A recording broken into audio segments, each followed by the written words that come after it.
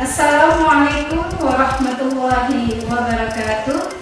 International Conference on Islamic Studies atau ICIS merupakan konferensi tahunan yang diadakan oleh Fakultas Adab dan Humaniora Universitas Islam Negeri Arani Banda Aceh dengan mengangkat tema-tema kekinian di kalangan akademisi dunia.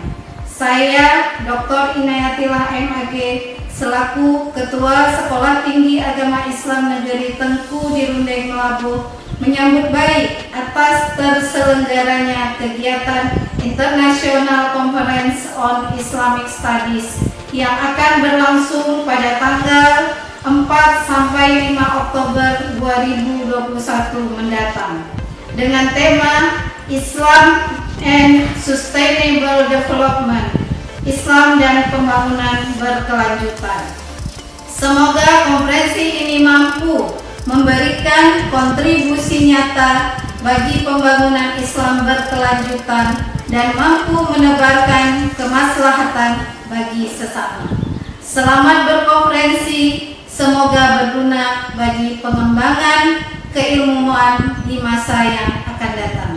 Wassalamualaikum warahmatullahi wabarakatuh.